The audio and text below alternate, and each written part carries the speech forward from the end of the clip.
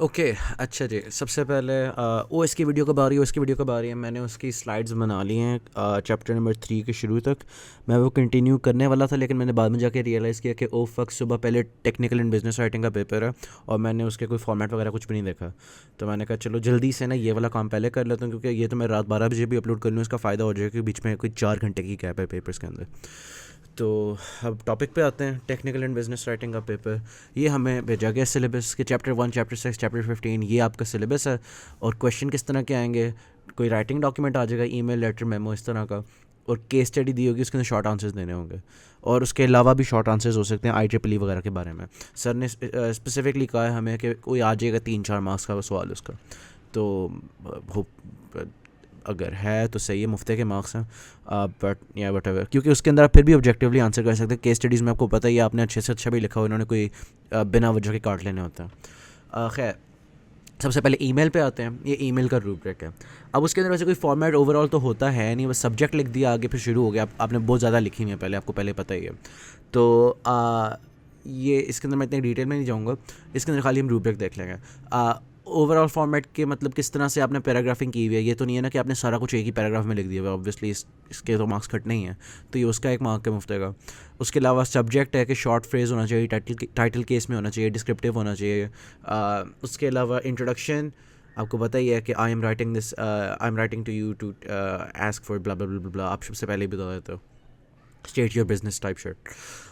फिर बॉडी आ जाती है, उसके अंदर आपने कोई 2-3 रीजंस देने होते हैं और आपने अच्छे स्ट्रक्चर्ड तरीके से करने होते हैं, ट्रांजिशन वर्ड्स वगैरह यूज़ करने होते हैं। कोई नई बात नहीं है, पहली बार ईमेल नहीं लिख रहे हो। उसके अलावा कंक्लूजन है। आपने वो इसके अंदर कॉल टू एक्शन, अब सर ने हमें बताया हुआ है कि लिटरली हर चीज़ में आपने कॉल टू एक्शन डालना है, उसका हमेशा 1 मार्क होएगा। तो अब मैं जो भी बात करूँ उसके अंदर आपने सोचना है कि ओके, कंक्लूजन के अंदर कॉल टू एक्शन आएगा। खैर, उसके अलावा इंक्लूजन इन्फॉर्मेशन ये हमारे पे अप्लाई नहीं करती, क्योंकि वैसे ये इंक्लूजन इन्फॉर्मेशन यही होती है कि मतलब अगर आपने कोई डॉक्यूमेंट्स साथ अटैच किए तो आप बता दो। वो इस तरह से होता है, उसका भी फॉर्मेट होता है, लेकिन वो हमें बताया नहीं गया कैसे करना है। वो बस यहाँ पे लिखा हुआ है, लेकिन हमें कभी क्लास में बताया नहीं गया। खैर, अच्छा, कॉम्प्लीमेंट्री क्लोज यही होता है, योर सिंसियरली, बेस्ट रिगार्ड्स। मैं तो हमेशा योर सिंसियरली लिखता हूँ, हर जगह चल जाता है। आगे सिग्नेचर वैसे इस पर अप्लाई नहीं करता, ये ऑप्शनल लिखा हुआ है, इसीलिए खाली नाम लिखना होता है। और हमें तो कांटेक्ट भी लिखने को नहीं कहा, क्योंकि आपकी ईमेल अगर आप भेज रहे हो तो उनके पास ईमेल एड्रेस है कि किधर भेज सकते हैं। तो आप बस योर सिंसियरली कॉमा अगली लाइन में अपना नाम लिख दो, इसका 1 मार्क है, फॉर्मेट का मार्क है। ईजी मुफ्त है। खैर, मैकेनिक्स जो हैं आपके, ये आपको पता ही है, और टोन भी आपको पता ही है। अच्छा जी, उसके बाद लेटर के बारे में बात आ जाती है, जो असल बात है। Full block letter format. Full block letter format जो है ना, उसके अंदर डिफाइनिंग फ़ीचर यही है कि मैंने पहले पिछली रिकॉर्डिंग में भी किया था, बताया था, यही है कि ये अगर आपकी लेफ़्ट मार्जिन है ना, डॉटेड लाइन, तो आपने हर चीज़ बिल्कुल मार्जिन के साथ लिखनी है, सारा कुछ स्ट्रांगली लेफ्ट लाइन, कोई गैप वगैरह नहीं। कुछ में होता है ना कि मतलब यूर सिंसियरली यहाँ पे लिख देते हैं वगैरह, यहाँ पे कुछ चीज़ें लिखी होती हैं, असल में बाद में वो क्या है यहाँ पे होता है। इस तरह कुछ नहीं करना, सारा कुछ यहाँ पे होगा आपका एड्रेस, यहाँ पे हो गई डेट, यहाँ पे उनका एड्रेस, यहाँ पे हो गया योर सिंसियरली वगैरह, यहाँ पे आपकी बॉडी हो गई, और यहाँ पे आपका वो हो जाएगा साइन ऑफ। तो ये वाला ये राइट साइड पे कुछ भी नहीं करना। ये फुल ब्लॉक का मतलब है। मॉडिफाइड ब्लॉक के अंदर यही होता है कि कुछ चीज़ें आगे पीछे हो जाती हैं, राइट साइड पे हो जाती हैं। अब रिटर्न एड्रेस यही है कि आपका एड्रेस क्या है, वो इस तरह से लिखा जाता है।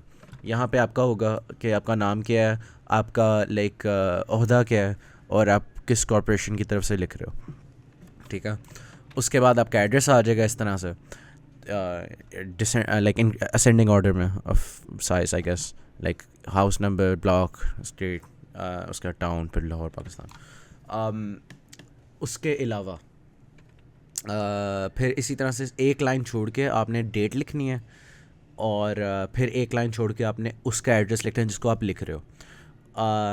और अगर वो कोई डॉक्टर वगैरह है तो उसका टाइटल भी साथ लिखना है, डॉक्टर डॉट, उसके बाद स्पेस करके फुल नेम लिखना है अपना। और आपने स्ट्रीट को कभी भी ST नहीं लिखना। हमें सर ने पता नहीं क्यों कहा था कि लाइक मिलाद स्ट्रीट के अंदर ST नहीं लिखना, आपने स्ट्रीट पूरा लिखना। खैर, फिर आपने एक लाइन छोड़ देनी है और सब्जेक्ट लाइन लिख देनी है। आपने कोई हेडिंग नहीं देनी सब्जेक्ट की, हमें तो नहीं लिखवाई थी, हमसे बस लाइक खाली लिख दो। तो अभी हम आगे एग्जांपल भी देखेंगे, उसमें भी ऐसे ही हुआ है आई थिंक।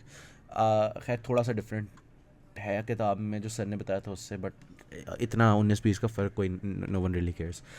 खैर, अच्छा, रिस्पॉन्स टू वारंटी क्लेम यहाँ पे मैंने लिखा हुआ है अपने सब्जेक्ट के अंदर, जो मेरे पास रजिस्टर पड़ा हुआ है उधर मैंने कोई सब्जेक्ट नहीं लिखा और सर ने कहा ठीक है। तो आपको सब्जेक्ट कोलन स्पेस करके अपना सब्जेक्ट लाइन लिखने की ज़रूरत नहीं है। अच्छा, फोर प्ले हो गया, आगे अब चलते हैं मेन टेक्स्ट के ऊपर। कितना कैशली कर। अच्छा, मेन टेक्स्ट के अंदर आपकी चीज़ें आती, सैल्यूटेशंस लाइक डियर टीचर वगैरह, और ये नोट यहाँ पे सब कुछ लेफ्ट अलाइंड है। कोई चीज़ ये नहीं है कि ओ आगे से हैंगिंग एंडेंट आ जाएगा, कुछ भी नहीं ऐसा करना।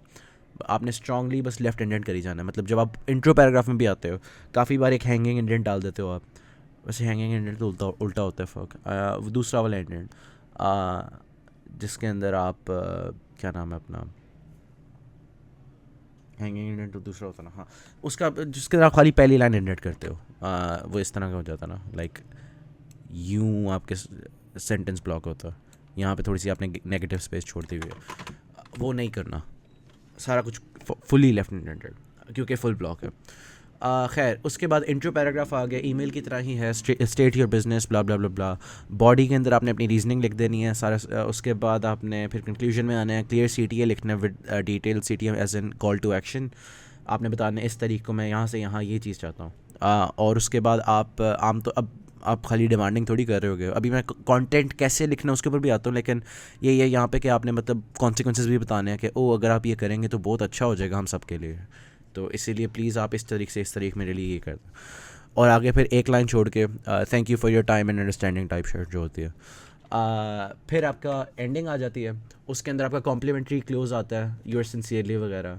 फिर आप एक लाइन छोड़ते हो, और ये मैंने 3 लाइनें लिखा है, असल में 2 लाइनें होती हैं, ये लो। फिर से एक लाइन छोड़नी है, उसके बाद 2 लाइनें जो है ना आपके सिग्नेचर के लिए हैं। आपने 2 लाइनें टॉल एक सिग्नेचर लिखना अपना।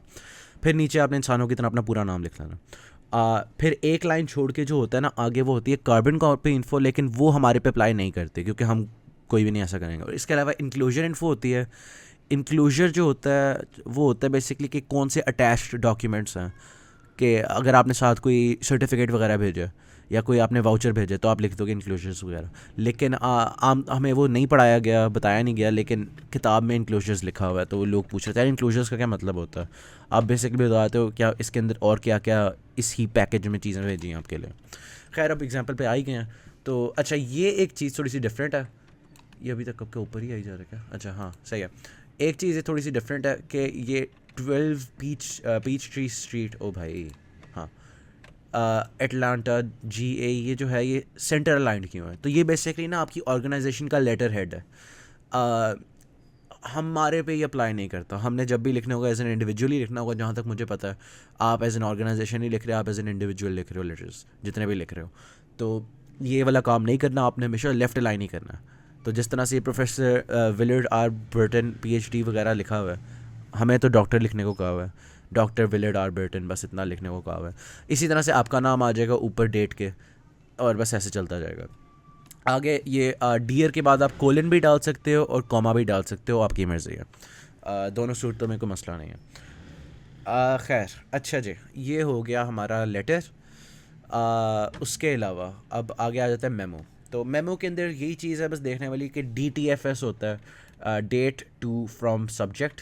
ठीक है, ये डेट आ गई आपकी, साथ आगे किसको भेजा है, अगर कोई टाइटल वगैरह डॉक्टर वगैरह तो इस तरह से आ जाएगा, फिर आपका नाम आ जाएगा। अच्छा, फिर सब्जेक्ट आ जाएगा वही उसी तरह से टाइटल केस में छोटा होना चाहिए, और लाइक कन्वे करना चाहिए कि अंदर क्या लिखा हुआ है। तो अब उसके बाद हेडिंग, अब एक लाइन छोड़ते हो फिर हेडिंग देते हो इंट्रोडक्टरी समरी की। ज़रूरी नहीं है ना कि दो, कुछ मेमोज़ के अंदर नहीं भी इंट्रोडक्टरी समरी की हेडिंग होती है, लेकिन लिखी वही होती है। बुक में दोनों तरह से लिखा हुआ है, तो लेकिन बेहतर है कि प्रॉबेबली आप साथ लिख लो। हमें जब बताया इंट्रोड्यूस कराया गया था मेमो, तब हमें ये कहा था कि लाइक इंट्रोडक्टरी समरी की हेडिंग दे दो। तो इंट्रोडक्शन या इंट्रोडक्टरी समरी की हेडिंग दी या एब्स्ट्रैक्ट की हेडिंग दी, और फिर आप इधर आ गए अपनी गैपिंग में आ गया कि another day scrapping many songs they say bro deleted so much sauce sorry। अच्छा, list of things you don't have. हाँ अच्छा, इसी तरह से आप मल्टीपल हेडिंग्स दोगे, ठीक है, साथ आप लिस्ट भी यूज़ कर सकते हो, और आप अस्यूम कर सकते हो कि आपके बंदे के पास प्रायर नॉलेज है कोई। आप ये एक जनरल ऑडियंस के लिए नहीं होता ये, बल्कि आमतौर पे इंट्रा ऑर्गेनाइजेशनली होता है, मतलब ऑर्गेनाइजेशन के अंदर की कम्युनिकेशन। तो आपको हर चीज़ क्लियरली डिफ़ाइन करने की भी ज़रूरत नहीं है। बस ये ऑफिशियल फॉर्म ऑफ कम्युनिकेशन है इनसाइड एन ऑर्गेनाइजेशन, और ये डॉक्यूमेंटेशन वगैरह के लिए भी इंपॉर्टेंट होता है। और आगे इसके बारे में बाद भी बात करेंगे। फिर आगे आपने कंक्लूजन की हेडिंग दे दी और ख़त्म कर दिया। अब कुछ लोग ना आगे वो कॉम्प्लीमेंट्री क्लूज लगा के अपना नाम भी लिख देते हैं। वो भी कर सकते हो, वो नहीं भी कर सकते हो। किताब में दोनों तरीक़ों से हुआ हुआ है, क्योंकि आपने फ्रॉम तो बता ही दिया हुआ है ना कौन है। अगर आप करना चाहते हो तो कर लो, एंड कंक्लूजन के बाद उसी तरह से कॉम्प्लीमेंट्री क्लोज लगाया, नीचे नाम लिख दिया। लेकिन अगर ना भी करो तो भी मसला नहीं है, जहाँ तक मुझे पता है। ये अब आगे कोरिस्पॉन्डेंस का रूब्रिक, ठीक है। ये अगर हम फॉर्मेट की बात करें तो यहाँ पे देखो, लेटर के अंदर उन्होंने चीज़ें बताई हुई, heading slash letter head, date, inside address, salutation, complimentary close. लेकिन मेमो के अंदर सिर्फ और सिर्फ फॉर्मेट में खाली सब्जेक्ट लिखा हुआ है, और हेडिंग्स वगैरह भी इसी में आ जाएंगे ऑब्वियसली, बट लाइक इस तरह से। खैर, अच्छा जी, हाँ ठीक है। उसके अलावा इंट्रोडक्शन, पर्पस स्टेटमेंट, वही वाली बात, बॉडी में रीजंस, कंक्लूजन में CTA होता है, क्लोज ऑफ होता है, और formal slash business like expression, tone, आपको पता ही है ये सारी बातें। तो अब कुछ जो उन्होंने कंटेंट गाइडलाइंस दी थी उनके ऊपर आ जाते हैं कि आपने यू ओरिएंटेशन अपनानी है। आपने ये नहीं कहना I am very happy to announce, आपने कहना you will be very please to know. आपने ये नहीं कहना कि like we care a lot about you, उसकी जगह लिख दो योर सेटिस्फैक्शन। वैसे इतना नहीं मैटर करता, वही बात है ना, बट लाइक आपने बंदे के चुकने और आपने बार बार यू का लफ्ज़ बोलना, ठीक है। आगे पॉजिटिव लैंग्वेज, आप बुरी से बुरी चीज़ भी लाइक डिस्क्राइब कर रहे हो ना, आपने उसको ना पॉजिटिवली फ्रेम करना है। आप कैपिटल पनिशमेंट की बात कर रहे हो, आपने कहना है इम्प्रूविंग सोसाइटी, ठीक है। तो इसी तरह से अगर आपने कुछ फकअप कर दिए, अब वही होता है ना, पॉजिटिव कोरस्पॉन्डेंस होती है, नेगेटिव कोरस्पॉन्डेंस होती हैं, ये दो वो टाइप्स हैं। नेगेटिव के केस के अंदर आपने किस तरह से हैंडल करना है, आपने ऑब्वियसली उसकी थोड़ा सा आपने पहले हल्ला बल्ला तो करना है ना कि हाँ हाँ आपके साथ बड़ा बुरा हो, ये बहुत बड़ा हुआ है, लेकिन आपने एक्चुअली पूरी रिस्पॉन्सिबिलिटी नहीं लेनी। आपने प्रिटेंड करना है कि आप रिस्पॉन्सिबिलिटी ले रहे हो, लेकिन आपने एक्चुअली लेनी नहीं है। लाइक आप ये कर दो कि लाइक आप उनको कोई वाउचर वगैरह दे दो, लेकिन आपने एक्चुअली ये नहीं कहना कि हाँ हमें पता चले कि ये शीशे का कांच आया है वगैरह। ये हमें एक एग्जाम्पल दी थी क्लास के अंदर, क्योंकि वो कह रहे थे कि उससे ना आपको लॉ सूट्स वगैरह पढ़ सकते हैं, इस तरह की बातें आप नहीं करते। इसीलिए ना आप थोड़ी सी ना लाइक PR बिजनेस टॉक वाली शिट करते हो। आप इस तरह से लिख देते हो your satisfaction is our top priority, we are investigating this to ensure that you do not have any such experiences in the future. अब इसके अंदर, इस रिस्पॉन्स के अंदर अच्छी बात है ये है कि यू ओरिएंटेशन है, मैंने बोल्ड करके बताया हुआ है। उसके अलावा आपने बताया हुआ है कि हम बड़ा अप्रिशिएट करते हैं आपको, we love you, please don't like, हाँ ठीक है, प्लीज़ डोंट लीव मी, जो भी है। मैं रैंडम किसी लड़की का नाम लेने वाला था कि फ़नी होता, बट नहीं, okay sorry, brain rot, ADHD। अच्छा, उसके अलावा फ्यूचर ओरिएंटेशन की, अच्छा चलो अब तो हो गया, लेकिन अब फ्यूचर में नहीं होगा आपके साथ, और आपको हम ये कर रहे हैं। तो आप नेगेटिव कोरस्पॉन्डेंसेस के अंदर आपने ये चीज़ें भी देखनी होती हैं, इस तरह की लैंग्वेज ही आपने यूज़ करनी है। तो ये आपकी कंटेंट गाइडलाइंस हो गई। और वही वाली बात एंड पे कि always and with a CTA, highlight consequences of the action, कि अगर आप ऐसे करोगे सबके लिए अच्छा है तो प्लीज़ मुझे 1000 रुपया दो, लाइक इस तरह से करना। अच्छा, फिर आ जाती है IEEE style of citations. In text citations काफ़ी स्ट्रेट फॉरवर्ड है, बस जहाँ पे वो ऑथर नाम आता था उसकी जगह ऑथर नाम ऑथर नाम वहाँ पे उसकी जगह ना ये स्क्वायर ब्रैकेट्स में रेफरेंस नंबर आ जाता है, जैसे फुट नोट्स में होता है ना, उसी तरह से है, बस लाइक इन लाइन है, मतलब कोई सबस्क्रिप्ट वगैरह नहीं है, बस इस तरह से ही है। सब नहीं होता, वो सुपर स्क्रिप्ट होता है, बट ओके। खैर, इस तरह से स्क्वायर ब्रैकेट्स के अंदर 1 आ गया। अगर मल्टीपल कर रहे हो तो आप इस तरह से कॉमा करके 3 भी कर सकते हो, लेकिन ज़रूरी नहीं आप इसी तरह से करो। मल्टीपल को रिप्रेजेंट करने का ये भी तरीका होता है, और ये डॉट से पहले आता है, ये इन लाइन आप कॉमा से पहले भी डाल सकते हो, वर्ड से पहले भी डाल सकते हो। ये इन लाइन हो गया। इन टेक्स्ट साइटेशन इस तरह से हो गए। फिर रेफरेंस लिस्ट में किस तरह से पढ़ा होगा, इस तरह से पढ़ा होगा कि 1 थोड़ा सा इंडेंट, उसके बाद आपका फर्स्ट नेम का पहला लेटर, मिडिल नेम का पहला लेटर, और फिर लास्ट नेम। उसके बाद बुक का टाइटल जो है ना आपने इटैलिक्स में लिखना है, और एडिशन अगर फर्स्ट नहीं है तो आपने स्पेसिफाई करना है। उसके बाद 2 साइटेशंस के दरमियान में आपने एक खाली लाइन ज़रूर छोड़नी है। उसके इसी तरह से है, ठीक है। तो अगर आप कोई चैप्टर ज़्यादा लाइक स्पेसिफिक हो जाते हैं, किताबों को किस तरह से रेफरेंस करते हैं, तो ऑथर का नाम आ गया, जिस तरह से मैंने बताया था, फर्स्ट नेम डॉट उस तरह से ना ARCA रहमान करा, जैसा करा किया हुआ है जैसे। अच्छा, फिर उसी तरह से इटैलिक्स में बुक नेम आ गया, अगर एडिशन फर्स्ट नहीं है तो एक्स एडिशन बता दो। प्लेस ऑफ पब्लिकेशन बताना है, लाहौर कॉलिन, उसके बाद आप आगे बता सकते हो कि कौन सा पब्लिशर है, और आगे आप ईयर ऑफ पब्लिशिंग बता दो।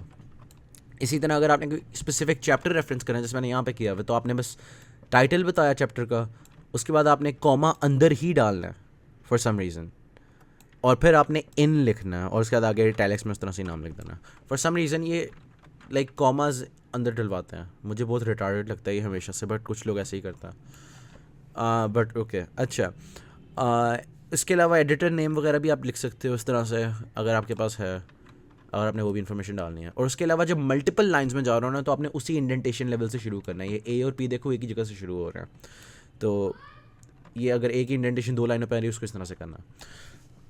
उसके अलावा पेज रेंज भी बतानी होती है, जब आप चैप्टर बता रहे हो तो वो पी करके हो जाता है। आगे बात आ जाती है दूसरी चीज़ों की, वेबसाइट्स वगैरह किस तरह से करनी है, जर्नल्स कैसे करने हैं। तो वेबसाइट्स के लिए अगर आपके पास ऑथर नेम नहीं है तो आप खाली वो न्यूज़ ऑर्गेनाइजेशन भी कर सकते हो, जोन सी भी लाइक साइट का टाइटल है वो भी लिख सकते हो। उसके बाद आप डेट लिख सकते हो YMD में, ठीक है। अगर आपके पास MD नहीं पड़ा, आप खाली Y भी बता दो कि कौन सा ईयर था। उसके अलावा फिर वही वाली आगे से चीज़ है कि इटैलिक्स में आपने नाम लिखा हुआ आर्टिकल का, और यहाँ पे आपने मीडियम स्पेसिफाई किया है कि आपने ऑनलाइन किया है। ये असल में ना हर जगह अप्लाई होता है। अगर मैंने कोई किताब की भी लाइक PDF खाली देखी होती है ना, अगर कोई ऐसी किताब है जो कभी पब्लिश नहीं हुई बट लाइक वो पूरी किताब ऑनलाइन पड़ी हुई है, E-बुक्स टाइप इस तरह से कुछ है, तो तब भी मैं ना यहाँ पे ना बस बुक नेम के बाद स्क्वायर ब्रैकेट्स के अंदर ऑनलाइन लिख दूंगा और आगे लिख दूंगा इस तरह से एंड पे अवेलेबल एट दिस URL। आगे जर्नल्स की बात आती है तो उसी तरह से लिस्ट ऑफ ऑथर्स आ गया। अच्छा, इसके अंदर एंड जो है ना वो एम्परसैंड वाला नहीं आता, ये नॉर्मल एंड आता है, ये बस देखने वाली बात है। उसके अलावा आर्टिकल का टाइटल और जर्नल का जो टाइटल है वो इटैलिक्स में होगा, ये नॉर्मल में होगा, और वही कॉमा वाली चीज़ जो पहले थे जो चैप्टर्स के लिए थे। फिर मैंने वॉल्यूम 2 बार लिख दी भाई यहाँ पे, इस तरह से होगा volume 54 page this blah blah blah ब्ला। आपने पेज रेंज बता दिया, आपने डेट बता दिया, ठीक हो गया। अब बेसिकली तकरीबन सारा ही हो गया, तो मैंने कहा कि बस एक बार स्पीड रन कर लूँ कि उन्होंने चैप्टर बाय चैप्टर भी जाके बता दूँ कि उन्होंने क्या लिखा हुआ है, शायद केस स्टडी में काम आ जाए ये terms. Academic versus work place writing. अब वर्क प्लेस राइटिंग के अंदर उन्होंने काफ़ी चीज़ें बताई हुई हैं, कोरिस्पॉन्डेंस वगैरह, पता नहीं इन हाउस वगैरह जो मर्जी है। एकेडमिक और वर्क प्लेस में क्या डिफरेंस होता है, ऑडियंस का डिफरेंस होता है, एक्सपेक्टेशंस का डिफरेंस होता है कि आप अपने टीचर्स से एक्सपेक्ट करते हैं उनको लाइक जार्गन आती होगी, वर्क प्लेस में आप नहीं कर सकते क्योंकि मल्टीपल डिपार्टमेंट्स के लोग काम कर रहे होते हैं। इस तरह की चीज़ें हो गई। आगे कंपनी कल्चर की बात होगी, क्या चीज़ें अफेक्ट करती हैं, तो ऑर्गेनाइजेशनल हिस्ट्री अफेक्ट करती हैं, नेचर ऑफ बिजनेस अफेक्ट करती हैं वगैरह। तो ये वो फैक्टर्स हो गए जो आपकी कंपनी कल्चर को अफेक्ट करती हैं। बिज़नेस क्लाइमेट क्या होता है, बेसिकली वो तमाम चीज़ें जो आपके बिज़नेस के डिसीजंस को अफेक्ट कर रही होती हैं जो बिज़नेस के बाहर हैं, या लाइक मार्केट के अंदर क्या चल रहा है, वेदर कंडीशंस किस तरह की हैं, तो उसका भी बिज़नेस क्लाइमेट पे इफ़ेक्ट पड़ता है। तो वो मतलब बिज़नेस क्लाइमेट यही है ना कि तमाम वो फोर्सेस जो आपके बिज़नेस को इन्फ्लुएंस कर रही हैं, external forces. Outsourcing and offshoring. Outsourcing and offshoring के अंदर यही है कि आउटसोर्सिंग तब होता है जब आप कुछ स्पेसिफिक लेबर या मटेरियल्स आप किसी और मुल्क से लेके जा रहे हो, जबकि ऑफशोरिंग ये होता है कि आपके ही कंपनी के बंदे किसी और मुल्क में जाके लेबर कर रहे हैं, चाहे वो मटेरियल एक्सट्रैक्शन हो चाहे जो मर्जी हो। हल्का सा फ़र्क है कि आउटसोर्सिंग के अंदर फ्रीलांसिंग भी आ जाती है, आ जाती है कि मतलब आप किसी बंदे को यहाँ बैठे हुए फ्रीलांस करोगे नाइजीरिया में कि यार प्लीज़ मेरे लिए कैप्चा कर दीजिए। वो होता है ना कि वो साइट्स के ऊपर कैप्चा सॉल्व करने के लिए भी लोग पैसे लेते हैं, और वो लाइक इतने घंटे लगा के सिर्फ 5-5 रुपये कमाते हैं, लेकिन उनकी कंट्री में बहुत ज़्यादा होता है, उस तरह से है। तो फक वाज दैट एग्जांपल। अच्छा, चैप्टर 6 कोरिस्पॉन्डेंस। कोरिस्पॉन्डेंस होती है फॉर्मल 2-वे कम्युनिकेशन। इसके अंदर अब देखने वाली बात है कि ईमेल कब यूज़ करना चाहिए, मेमो कब यूज़ करना चाहिए, लेटर कब यूज़ करना चाहिए। ईमेल आमतौर पे हम यूज़ करते हैं क्योंकि फास्ट फॉर्म ऑफ कम्युनिकेशन है, लेकिन कुछ चीज़ें हैं जिनकी वजह से हम ईमेल यूज़ नहीं करते। अगर कोई सेंसिटिव इन्फॉर्मेशन है तो हम ईमेल के थ्रू नहीं भेजेंगे। अगर कस्टमर इन्फॉर्मेशन है वगैरह इस तरह की चीज़ें, कंपनी सीक्रेट्स हैं, नहीं भेजेंगे। अगर आपकी ईमेल एक कंप्यूटर स्क्रीन के ऊपर कंफर्टेबली नहीं देखी जा सकती तो हम ईमेल नहीं भेजेंगे, हम उसकी जगह मेमो लिख लेंगे या लेटर लिख लेंगे, क्योंकि मेमो ज़्यादा लंबा भी हो सकता है। इसी तरह से अगर कोई ग्राफिक्स हैं बहुत ज़्यादा, अब वो हर स्क्रीन के ऊपर एक तरह डिस्प्ले नहीं होते ईमेल के अंदर। कुछ जीमेल कुछ तरीके से डिस्प्ले कराएगा, कुछ लोग अभी भी डायनासोर्स हैं वो अभी भी याहू वगैरह यूज़ कर रहे होते हैं, तो वो हर स्क्रीन पे एक तरह डिस्प्ले नहीं होएगा। इसीलिए आप जब ज़्यादा ग्राफिक्स वगैरह हो ना तब भी आप ईमेल नहीं यूज़ करते, आप मेमो यूज़ कर लेते हो। तो ये ईमेल वर्सेस मेमो हो गया। अब मेमो वर्सेस लेटर क्या है? मेमो इंटरनल कम्युनिकेशन के लिए होता है और लेटर एक्सटर्नल कम्युनिकेशन के लिए होता है। अगर आपने मतलब किसी बाहर की बिज़नेस को करना है या फिर अगर आपने अपने बंदे को करना है किसी कंपनी के अंदर, तो ये मेजर डिफरेंसेस हैं। उसके बाद आती है आखिरी चीज़ प्रेजेंटेशन वाले चैप्टर में, क्या है कि ओ यार ABC फॉर्मेट होता है कुछ। एब्स्ट्रैक्ट पहले आप देते हो, फिर आप बॉडी देते हो, फिर कंक्लूजन देते हो। कंक्लूजन में CTA होती है, शुरू में हुक होता है, और आपने तीनों विंग्स ऑफ ऑडियंस को देखना होता। और यहाँ पे हमारी TBW ख़त्म हो गई। क्या मैं रिकॉर्ड कर भी रहा था या नहीं कर रहा था? लेट्स गो इंसान।